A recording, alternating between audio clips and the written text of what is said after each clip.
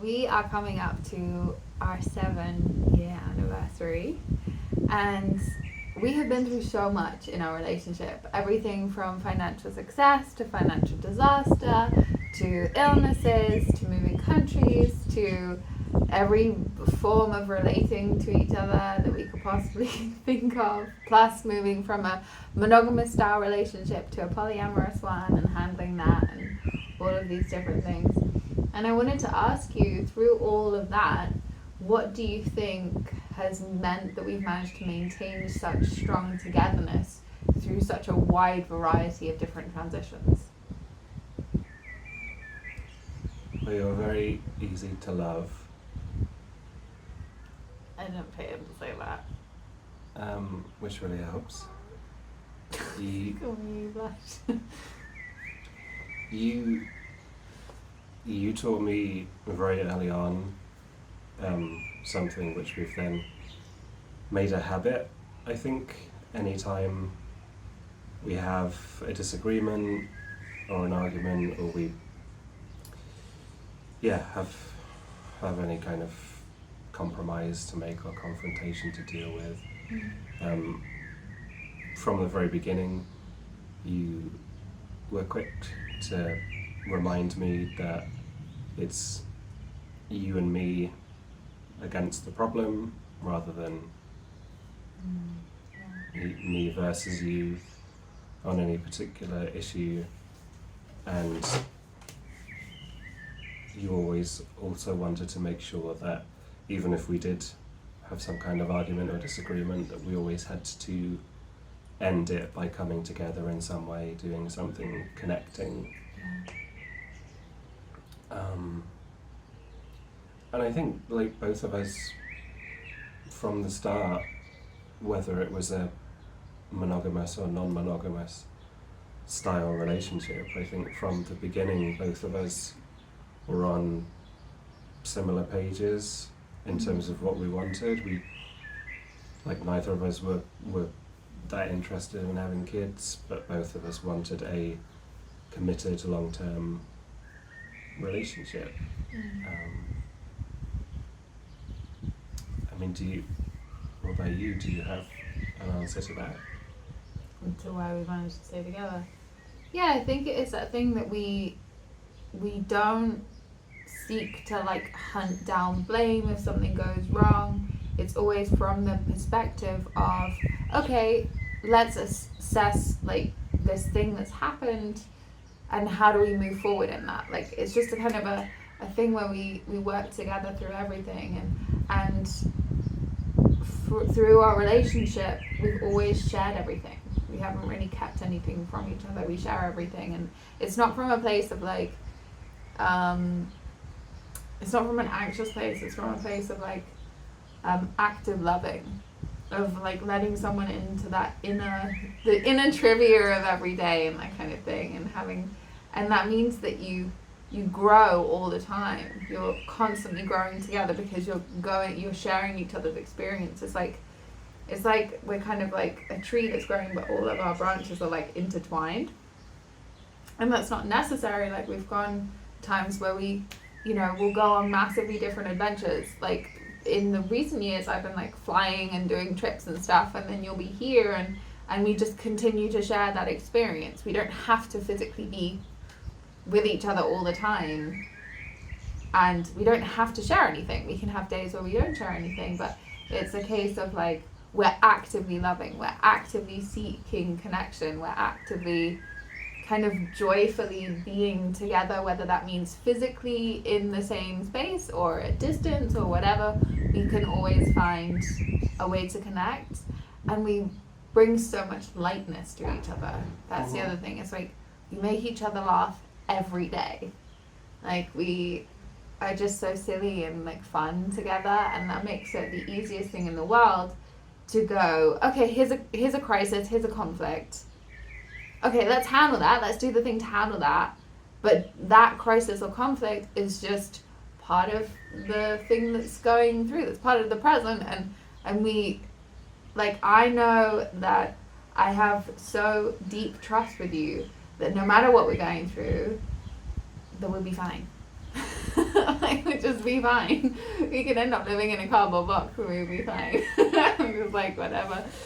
But I think you could say that poly has helped with the connection as well, because I think it just, at least for the two of us, it just encourages you to have maybe more difficult conversations about things, or about topics that you may have just never addressed otherwise, or even thought about, and especially if there are other people involved, it becomes more important anyway to do those check-ins and those moments of reconnection to see how the relationship is going.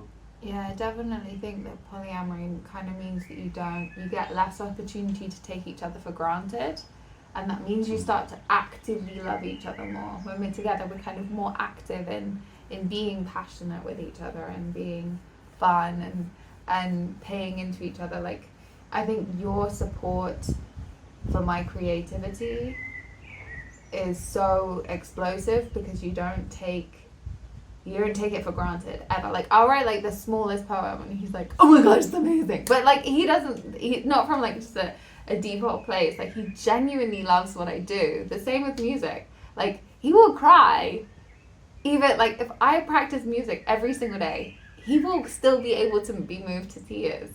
And it's so special because it's like, I never feel taken for granted. And that's really wonderful. The same with like, if you go out to a poly meet or something, it's like this feeling of, I don't feel like we stagnate. We just kind of like, you're growing, and my compersion then grows. Like, whoever you're meeting in the evening, I'll be like, I hope whoever Josh meets, like, they have a great time together and this kind of thing. And to be able to expand in that way feels really good, and it feels really natural to just kind of confidently be looking at the world as always an opportunity for you to be celebrated. Like, wherever your connections take you, I see humanity as, an endless opportunity for you to be connecting and celebrating your humanity, and I think that's beautiful. I think also that maybe the early stages of a relationship, it can be easy to still be trying to present your best self, in the sense that you're maybe hiding some of your messier or darker aspects, which Can we get that? I mean, I think there's like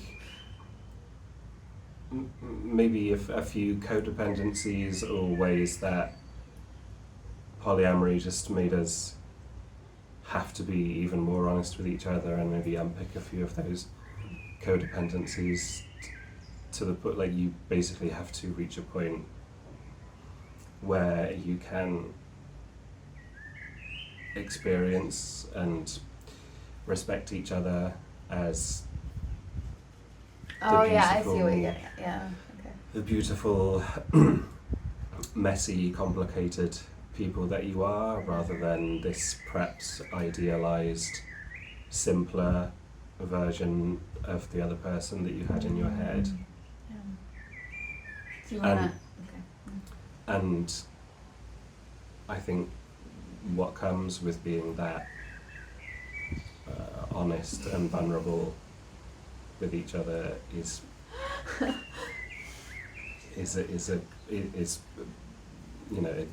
you can't not develop a deeper connection. Yeah. when you I welcome you to share all the chaos that you discovered, like, a year or two into a relationship where you were like, oh, Serafina is not as shiny as I thought she initially was.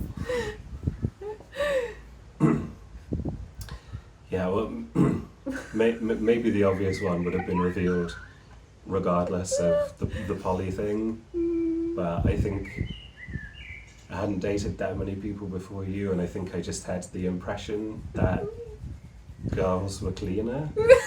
No. Yeah. You're so messy. Yeah. Ooh, complete chaos. Chaos distilled. Yeah. And you are absolutely saintly in your way of dealing with that. It's wonderful, and you never make me feel bad about it as well. That's really nice. You know what? Yeah, I think I just have to take responsibility for that, because I also have inherited some of my parents' OCD. So, if I'm cleaning up after you, I try to make it apparent that I'm doing it more for, it's nothing personal. I'm doing it. Yeah, but you know that the irony is, so in my other relationship, I'm the clean one, and I think it's just a thing of scales, of you need things to be really, when we first met, he would if things were on a desk or something, he would re-straighten them, which it's not as bad as that anymore. Yeah, it's significantly more chill. But however you want to be, in whatever way, I welcome that. I literally have no problem with any other spaces being chaos, so long as there's that one space in the universe that I can go to that feels unchaotic. Yeah, but I think because I feel I'm very, for my relation, my parents were very messy people. Oh, my stepmom, she was clean, but for me, it's more important that things are clean. They can be chaotic, but they have to be clean. I don't really, anything that's I know there's bacteria growing somewhere, that's my trigger point where I'm no. That's my thing, whereas for you it's is it observably messy, which I think anyway we found a middle point with that.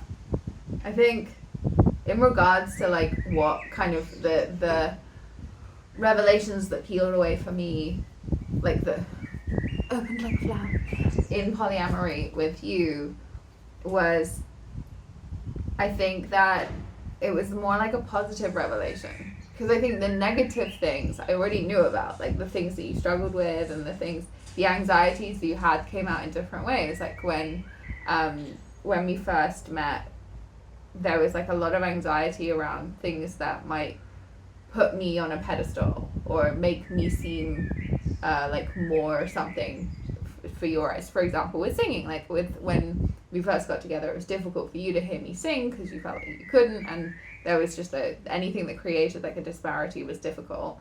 Whereas now, you're my number one fan. And I think, so that was the thing with polyamory, is you kind of just became more accepting of me as a whole without trying to compare me to you. And that meant that I could just flourish in a much wider way than I think either of us had expected. So that then reflectively made me see your flexibility and strength. The flexibility and strength of the love that you were capable of and had was just completely mind-blowing to me. I felt so overwhelmed at how much love you had to give. Because before it was the monogamous style relationship tends to have that relationship escalator. So it was we are together, we go traveling, we have our little gap year together. We didn't really do a gap year.